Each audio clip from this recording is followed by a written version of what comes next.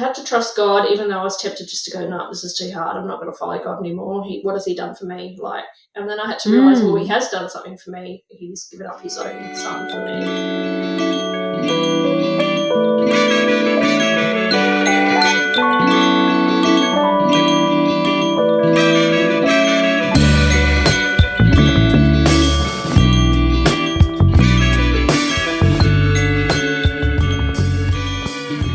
Welcome to the After Dinner Mint, a podcast of stories I tell you at dinner. We bring Christian women in Western Australia together through honest stories. I'm Beck, and today I'm here with Sarah Burt, one of our regular writers. We're kicking off the podcast by interviewing all our contributors so you can get to know them better. Hey, Sarah. Hi, Beck. How you doing? Good, thank you. So, Sarah, can you tell everyone who's listening, what does a typical week look like for you? What kind of things make up your week? Well, I work part-time as a school officer in our local school. So Monday, Tuesday, Wednesday, I go to work from 8 to 4, and it's at the school my kids go to. So I drive them to school and work there and then take them home again. And then Thursdays and Fridays are my days off. Thursday, I like to be part of a ladies' Bible study group. And we've also got after-school sports starting on Thursday afternoons. And then Friday, I like to go to a fitness class and then just basically sleep. Yeah. Oh, beautiful. And Saturday, I guess, we're heading into winter sports, so it'll be hockey for my kids and my husband, and Sunday's church. Oh, wow. Yeah. Yeah. So it's pretty hectic, and you guys, you live on a farm, right? Yeah, that's right. Yeah. What does that kind of involve for you and your husband? It's a lot of work for him during the busy times, so we're looking at April, May, and November, December are the really hectic times on the farm where he's working hideous hours. And, it does get quite hectic at the end of the year when you've got Christmas, you've got end of school events, and everyone's just tired. So, they're the really busy times of the year. Yeah. So is that what parts of it are the wheat parts and what part are the sheep parts? Explain like I'm 5. I have no idea. Well, he works as a cropping manager, so his side is all cropping and his main job is spraying. So he basically just goes out in a paddock with a sprayer and sprays. Oh, wow. And that's what he does most of the year. He doesn't really do a lot with the sheep side. There's some people that work just in cropping and some people that work just in sheep. So he doesn't actually have a lot to do with the sheep side, but cropping's his thing. Oh, wow. Yeah. Thank you for explaining. I'm like, that's okay. See, people, I'm like, I don't know. What do you do with the wheat? I don't really know either, to be honest. Now, Sarah, what do you cook that everyone asks you for the recipe? Well, there's a couple of things. There's some brownies that I make pretty much once a week because my boys really love them. And I got the recipe from my eldest son's kindy teacher, which was about 8 years ago. And she gave us, everyone in the class, a brownie recipe, and it was really easy.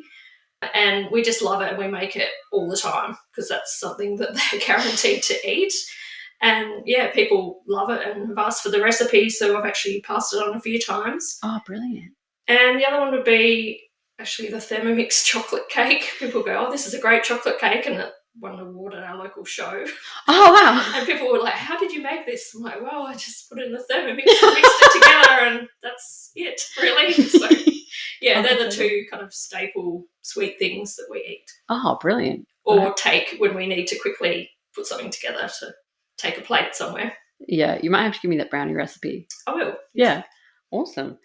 So what are you doing when you feel most yourself? Kind of like this is what I was made to do. What makes you feel the most alive? I really love doing creative things. So I trained in Perth in creative arts at uni. So I just love writing or acting, something where I can just create something from nothing.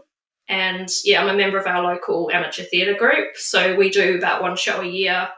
And I think being on stage is, and making people laugh and just seeing the audience enjoying themselves is when I feel really alive. Oh, wow.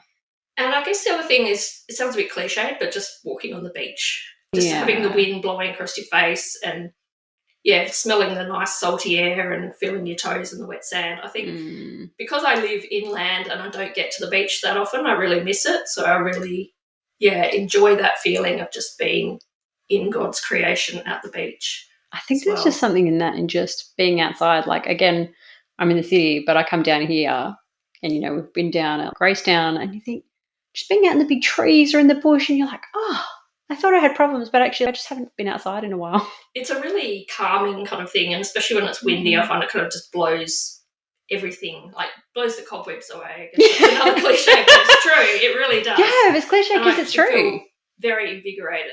I think. Yeah. No, that's awesome. Yeah. That's really cool. How did you become a Christian? I grew up in Albany for the most part, and my parents weren't Christian. So it was just your kind of average middle class secular home, really. But when I got to high school, and it was just a public high school, I started making some friends with some Christians in my year. And we kind of ended up in a group together, and I thought they were a bit weird and a bit nerdy at first. I didn't really understand because I hadn't actually met any Christians or been to church or anything like that. But after a while, I came to see that they had this kind of joy about them and peace, and they generally didn't care what other people thought as much as I did, or most teenagers do, I think, because they had this person called Jesus in their life. And I was like, I kind of want that for myself, but I didn't want to admit that I wanted that for myself. Yeah. So, yeah, I just really enjoyed their influence, but didn't want to get too close about it and admit to them that I kind of wanted what they had, because I didn't want to be Bible bashed or anything like that. Yeah. But anyway, at the end of year 12, I got into uni. I moved to Perth, and my friends confided later that they were a bit worried that I was going, because they thought, maybe I'd meet other people that didn't share their values, and I'd kind of, I guess, all the work and prayer that they'd sort of been putting into me, like they thought that would just go away. Yeah. But when I got to campus, I was just walking around on O Day, which is an orientation at uni. They have all these stalls, like all the different clubs and societies come out with a stall, and they try and get people to join up, especially if you're a first year. So I was wandering around, and a couple of people from the Christian Union, or Christian Fellowship as it was called then, came up to me and wanted me to do a survey. And I said, yeah, all right, because I had nothing else to do. And one of the questions was, who do you think Jesus is? Is he the Son of God? Is he a prophet? I think it was like, is he a lunatic, or is he not even real? Something like that. And I looked and I thought, I think Son of God is the correct answer, but I don't want them to know that I think that. Yeah. So I put prophet. So they probably thought I was a Muslim or something. But they must have decided that that was sort of an acceptable kind of answer to have some potential. So they rang me and said, because they got my details, and said, would you like to come to these public Bible talks? And I went, yeah, okay. So I came along, and I kind of liked just being in a crowd where people weren't zeroing in on me as the non-Christian there, where I could just sit and listen and then just leave. So I did that for a few times. But as the semester went on, I just got really busy and I kind of just stopped going. But by the end of the first semester, I was feeling really homesick.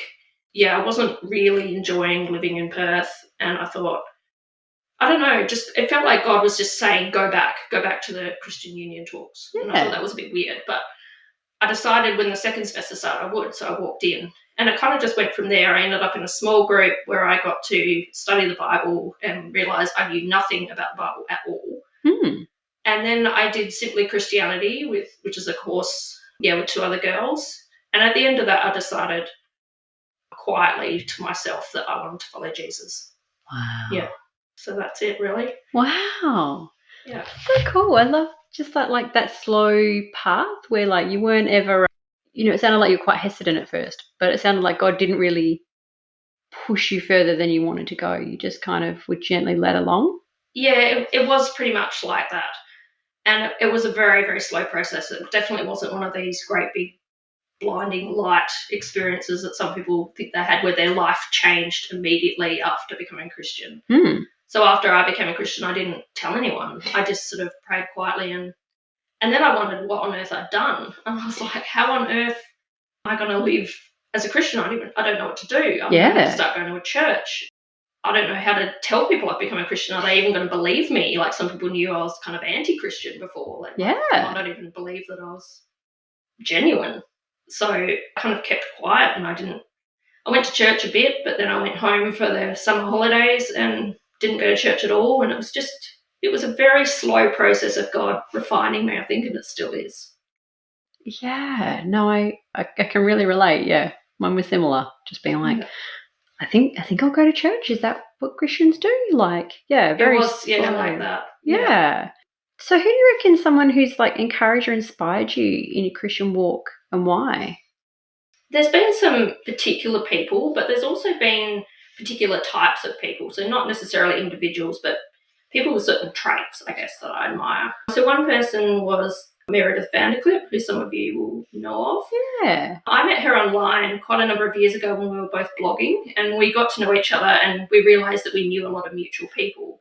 And we have met in person once. And I've just found her writings especially to be really encouraging, especially on the topic of encouragement. She's written a fair bit about that. And yeah, really found her just a gentle, quiet, practical, encouraging person. And the other sorts of people that I find really encouraging are people that have gone through trials and they're still Christian. So I think of people that are dealing with things like prolonged singleness, or they're unable to have children, or they have health issues, maybe they're terminally ill or just battling with some ongoing health concerns. They're not getting angry at God and walking away. They're still following him regardless and just trusting in him because they know that this life is not all there is.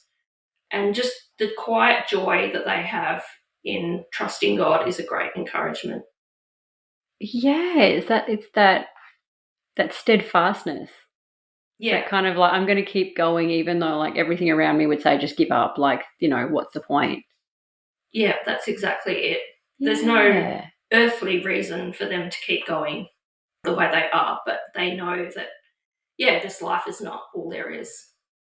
It's almost with the harder things that it's almost like a greater testament to that faith than if everything was going well. It is, yeah. Yeah. Yeah, I think there's just something in that, in just sharing stories. I mean, yeah, it definitely probably that's why I'm like, I love this. But I think there's something in hearing other people's stories and being like, wow, if you can endure, then I can too. Yeah. Yeah. Which I think kind of leads really nicely into that next bit, which is like, can you tell us about a hard season or suffering that you've walked through? I think the hardest season I've walked through was right after the birth of my two children. So I ended up with really severe postnatal depression, and I ended up in hospital after each child, so for about a month each time. I ended up in a place in Perth called the Mother Baby Unit. There's one attached to King Edward Hospital and there's one attached to Fiona Stanley. So with the eldest one, when he was about 10 weeks old, I was in such bad shape, I guess, that I ended up in the Mother Baby Unit for a month. And that pretty much saved my life. Praise God. Thank you. Amen. But it was still a very long road to recovery afterwards, and probably a number of times where I should have gone back there for a bit more, but because I lived in the country and it was very disruptive to our lives, I didn't. Yeah. So when I was pregnant with my second son, there are a number of times where I think I should have gone back to the Mother Baby Unit, but I didn't because being from the country, it's really disruptive. So by the time I was just about to have my second son, we had plans in place to, I guess, not stop PMD happening again, but just to be really aware and watch for the signs of it happening again and what we could do. So what kind of things did you have in place? Things like going really easy on myself and not having lots of visitors and not putting pressure on myself to go out anywhere. So I had a 2.5-year-old and a newborn, and I was just going to take it easy, I guess, and not stress about what other people were saying about routines and you need to follow this book or you need to follow this person or you need to do what I say. I was just going to go with the flow. And I thought a couple of weeks into, like after he was born, I thought I was doing quite well despite the sleep deprivation. He didn't actually sleep on his own unless he was in my arms, which was quite uncomfortable, but I thought I was managing okay. But by the time he was about 5 weeks, I crashed really badly and I ended up in the Mother Baby Unit again, this time in the Fiona Stanley one, and I was there for a month. So that was really hard because I felt like I'd failed despite all the planning. And I think it just really taught me that you can't plan these things. Like I didn't plan to have a baby that barely slept at all, except on top of me. Yeah. So there wasn't a lot I could do in that situation. I just had to trust that God knew what he was doing, even though I was in a really dark place. I ended up back in there for another month. So that was a really hard month, particularly because my husband and my eldest son were back in Kojonup where we were living. Oh, yeah. And they were travelling up every weekend to see me and the baby. So that was a really tough time. I went home. Yeah, I needed a lot of help at home. We actually got a couple of au pairs and also different friends coming by to just help me with daily life, really. Oh, wow. Thank God. Because my baby didn't sleep and he had quite bad reflux as well, and just dealing with a toddler on top of that. So I just needed a lot of help to get through the day. So 2016 was a really tough year. There's probably a few times I should have gone back up to Fiona Stanley, but I didn't want to. I didn't want to be in hospital again and have that disruption to my family. I'm still not sure whether I really made the right decision, but you can't really change something that happened 9 years ago. Yeah, 2020 hindsight. Yeah, so here I am. That was probably the toughest period where I really just had to trust God, even though I was tempted just to go, no, this is too hard. I'm not going to follow God anymore. What has he done for me? And then I had to realise, well, he has done something for me. He's given up his own son for me. Yeah. And that really leans into what did you learn about God, and what did he teach you about his character through that suffering that you don't think you would have learned otherwise? I don't think I would have really understood the gospel. And it's not that I didn't understand it before. It's more that you come to a deeper understanding that God is a God who has suffered as well. He's not this kind of remote God up there in the sky who's watching his people suffer and he has no idea what it's like. He's actually been in human flesh and he's suffered and died when he didn't need to. It's something he chose to do for us. So I think that really helps and humbles you in a way, because you understand just how much God loves you. And even when everything just seems really dark, God is just there holding you. And I think that's what I really needed to know, that he was there and that he was trustworthy and that he was good. I love that, because that sense of, kind of like how you were saying when you ended back up in the mother-baby unit, rather than seeing that as a thing that saved your life, that sense of I failed being in here. But I love that, the thing that you learned about God was how he was with you. Yeah, even though it was just such a dark, difficult time, just even if you're just lying there in the dark and you just know that God is there is a great comfort. Yeah, it's almost there's nothing, he wasn't going to turn his back on you. He wasn't going to leave. He was always, and almost from that, even at the start, it sounded like when you started to know the Lord, he was slowly drawing you close. He wasn't pushy. He wasn't steamrolling in your life. He was kind of gently saying, come to me, come to me. And then when you're holding on by a thread, he's like, but I'm here. Yeah, I think so. Yeah. And the fact that I'm not holding at all, the fact that he's holding me was a great comfort, because I didn't have any strength to hold on to him. Yeah. That's really beautiful. How did you, just out of interest, what helped? Because it sounded like there were quite a few things there, at the start, that really helped that sense of, having to let people help you, getting the au pairs and getting friends, just, to see you in that hard. Was there anything else that helped along the way, after that experience? Not in getting really. better? It was just really a combination of things and just of time. So things like my children getting older and sleeping a bit better and just being able to do a bit more things for themselves. I think me getting more hours of uninterrupted sleep really helped. I'm a person that needs a lot of sleep to be able to function properly, which is probably not a great idea to have children, but yeah, so as I got more sleep, I was able to think a bit more rationally and I wasn't in such a dark place. Yeah, that was sort of the main thing. There was also things, medication, counselling, trying to look after myself. I think people have this idea that, you just need to go out in nature and then you'll feel better. And it's no, when a person's in that darker place, you can't even get out of bed, let alone going into nature. So I really needed medication in order to be able to get out of bed and get out. So I heard someone say once that medication is triage, and I think that's really true. It's what helped me be able to get help, if that makes sense. Absolutely. It's like that scaffolding. It's like, hey, let's help you be able to get out of bed so you can do a couple of other things that will help you feel a bit better. Yeah, that's exactly right. But yeah, I mean, if you're in, there's a reason they use sleep deprivation as a torture method. Yeah, absolutely. Yeah. It would be horrible. Yeah. Like if you weren't depressed before, it will make you depressed. So like Yes. I think all of those things together, you're like I think that the medication and the counselling and the help, all of those things, like none of it was a magic bullet, but all of it sounds like it worked together along with the theological of like, I know that God is there and I know that he's with me. Like all of that together slowly helps you get better. And I think also, people kept telling me, oh, this will pass, like you'll get better. But I also thought, and people thought I was being morbid, but I was just trying to be realistic that sometimes you won't.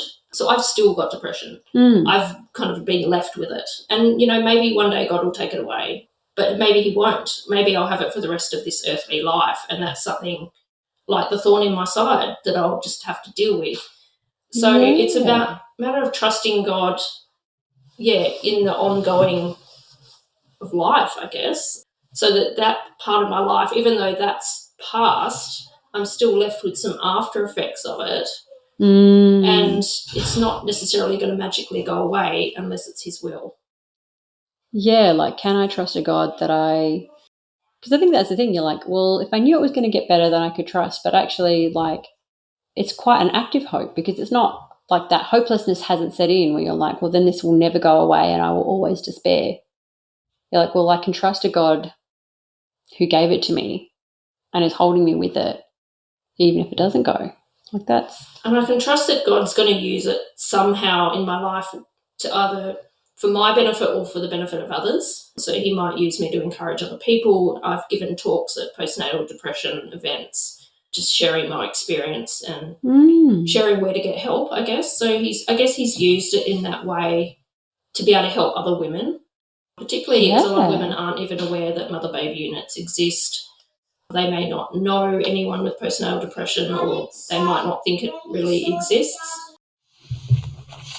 So what would be a word of encouragement you can offer to a woman listening who might be walking through a similar season? I think just get help. Trust the medical people and seek help. There is so much help out there. It seems a bit overwhelming, and especially when you're in a really dark place and you can't even get out of bed and look after yourself. But there is a lot of support out there for women going through this. Yeah, please trust somebody. Like, I'm not saying just go out there and trust everyone. I'm just saying find someone you trust and go through the channels to get help. So there's a lot of medical help out there, counselling and support and groups available for mums going through this. So please, trust somebody and get the help you need. But also be kind to yourself and don't try and compare yourself to mums who seem to do everything, like people who just have children, next thing they're working and in a million committees and going around to Disneyland and, just be kind to yourself even if you don't go out or even if you just go out and sit in the sunshine or, don't put pressure on yourself to get your old life back in 2 seconds. This is a new season. It's okay. It's going to feel a bit different and weird and depressing sometimes, but you will get used to it and it will feel normal after a while. Love that. And who do you nominate for this next? Like, who do you think who would be good to hear from? A friend of mine, Leah, is going to join the writing team in the middle of the year, I think, and she lives in Esperance. I think it would be great to have another country woman to hear from. So Leah and I used to live on the same farm in Coconut. So I'd really like to hear from her next. Oh, brilliant. Brilliant. So that's the end of our interview today. So if you like what you hear, you can sign up to our weekly newsletter for essays, poetry, interviews, and chatty episodes about what we're learning. The link to Stories I Tell You at Dinner is in the show notes.